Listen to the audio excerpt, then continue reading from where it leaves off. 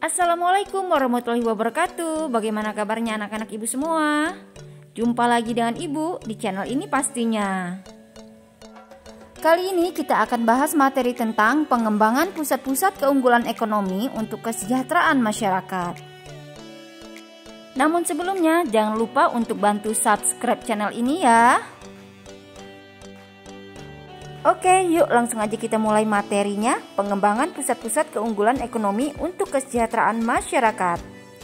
Yang pertama, kita akan bahas tentang pusat-pusat keunggulan ekonomi. Indonesia mempunyai banyak keunggulan dalam bidang ekonomi. Keunggulan ekonomi yang dimiliki Indonesia dapat menjadi potensi dan peluang bagi kesejahteraan masyarakat Indonesia. Berikut ini adalah beberapa contoh pusat keunggulan ekonomi yang ada di Indonesia. Yang pertama yaitu PT Freeport Indonesia. PT Freeport Indonesia menambang, memproses, dan melakukan eksplorasi terhadap biji yang mengandung tembaga, emas, dan perak. PT ini beroperasi di daerah dataran tinggi di Kabupaten Mimika, Provinsi Papua, Indonesia. PT Freeport Indonesia memasarkan konsentrat yang mengandung tembaga, emas, dan perak ke seluruh penjuru dunia.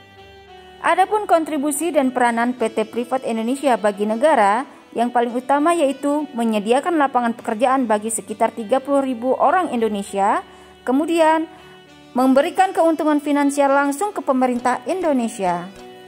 Selanjutnya, pusat keunggulan ekonomi yang kedua yaitu perusahaan tambang minyak negara. Kilang minyak adalah pabrik atau fasilitas industri yang mengolah minyak mentah menjadi produk petroleum yang bisa langsung digunakan maupun produk-produk lain yang menjadi bahan baku bagi industri petrokimia. Produk-produk utama yang dihasilkan dari kilang minyak antara lain minyak bensin, minyak diesel, dan minyak tanah. Berikut ini adalah beberapa contoh kilang minyak yang ada di Indonesia. Yang pertama yaitu Kilang Pangkalan Brandan. Kilang ini milik Pertamina dengan nama Pertamina Unit Pengolahan 1 Pangkalan Brandan, Sumatera Utara. Kapasitas kilang ini mencapai 5.000 barel per hari. Namun, kilang ini sudah ditutup sejak awal 2007 karena tidak cukupnya pasokan minyak mentah maupun gas. Kemudian yang kedua yaitu Kilang Dumai atau SEI, Pakning di Riau. Kilang ini milik Pertamina dengan nama Pertamina Unit Pengolahan 2 Dumai.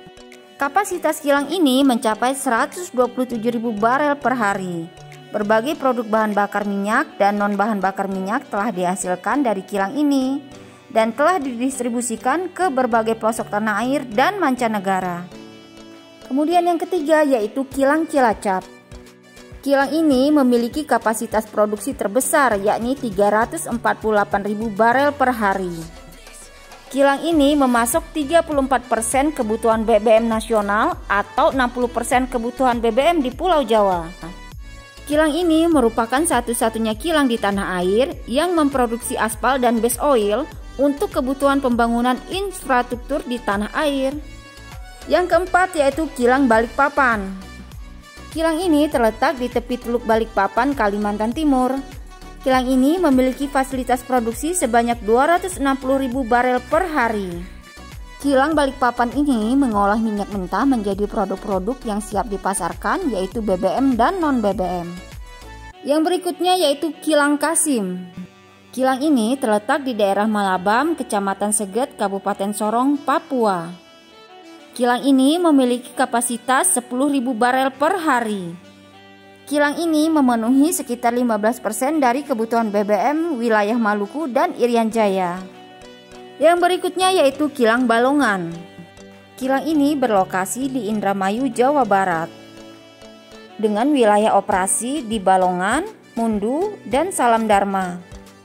Kilang ini mengolah minyak mentah duri dan minas yang berasal dari Provinsi Riau. Kemudian kilang yang terakhir yaitu Kilang Cepu.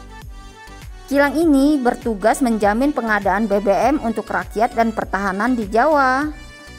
Kilang Cepu adalah salah satu perusahaan yang dapat membantu pemerintah dalam hal BBM yang banyak sekali manfaatnya bagi angkatan perang. Selanjutnya, pusat ekonomi yang ketiga yaitu Batik Indonesia. Batik merupakan salah satu keunggulan ekonomi yang dimiliki oleh Indonesia yang mampu menembus pasar internasional dengan ciri khas tertentu. Batik adalah kain bergambar yang pembuatannya secara khusus dengan menuliskan atau menggerakkan malam pada kain itu. Sejak tanggal 2 Oktober 2009, UNESCO telah menetapkan batik sebagai warisan manusia untuk budaya lisan. Dilihat dari teknik pembuatannya, batik dibagi menjadi 3. Yang pertama ada batik tulis. Batik tulis merupakan kain yang dihias dengan tekstur dan corak batik yang menggunakan tangan. Satu kain batik dapat dihasilkan dengan waktu kurang lebih 2-3 bulan. Kemudian yang kedua ada batik cap. Batik cap adalah kain yang dihias dengan tekstur dan corak batik yang dibentuk dengan cap. Butuh waktu 2-3 hari untuk membuat batik ini. Kemudian yang ketiga ada batik lukis. Batik lukis adalah proses pembuatan batik dengan cara melukis pada kain putih. Pewarnaan pada batik tulis biasanya menggunakan serat-serat alami. Beberapa wilayah Indonesia menghasilkan kain batik berdasarkan ciri khas dari masing-masing daerah. Batik yang terkenal di Indonesia berasal dari Surakarta, Yogyakarta, dan Pekalongan. Baik, selanjutnya kita akan bahas pengaruh pusat-pusat keunggulan ekonomi. Pusat keunggulan ekonomi di Indonesia berpengaruh besar dalam berbagai bidang kehidupan. Pengaruhnya yang pertama yaitu migrasi penduduk. Migrasi penduduk dapat dikatakan sebagai perpindahan penduduk dari satu wilayah ke wilayah yang lain. Pusat keunggulan ekonomi yang ada di Indonesia dapat berpengaruh terhadap perpindahan penduduk atau migrasi. Penduduk akan melakukan perpindahan ke wilayah yang mendekati pusat keunggulan tersebut. Kemudian pengaruh yang kedua yaitu transportasi. Dalam kegiatan transportasi, keberadaan pusat keunggulan ekonomi juga membawa pengaruh besar. Mobilitas penduduk dalam suatu negara atau antar negara tidak dapat dilakukan tanpa adanya sarana dan prasarana transportasi yang memadai. Dan untuk mendukung mobilitas penduduk, pemerintah membangun sarana jalan, bandara, pelabuhan, kapal laut, dan pesawat. Pengaruhnya yang ketiga yaitu lembaga sosial ekonomi. Lembaga sosial adalah keseluruhan dari sistem norma yang terbentuk berdasarkan tujuan dan fungsi tertentu dalam masyarakat. Lembaga ekonomi adalah bagian dari lembaga sosial yang mengatur tata hubungan antar individu yang menyangkut pemenuhan kebutuhan pokok manusia. Dan keberadaan pusat keunggulan ekonomi juga berkaitan dengan bermunculnya lembaga sosial ekonomi. Pengaruh yang berikutnya yaitu pendidikan. Sumber daya manusia yang berpendidikan akan menjadi modal utama pembangunan nasional, terutama untuk perkembangan ekonomi.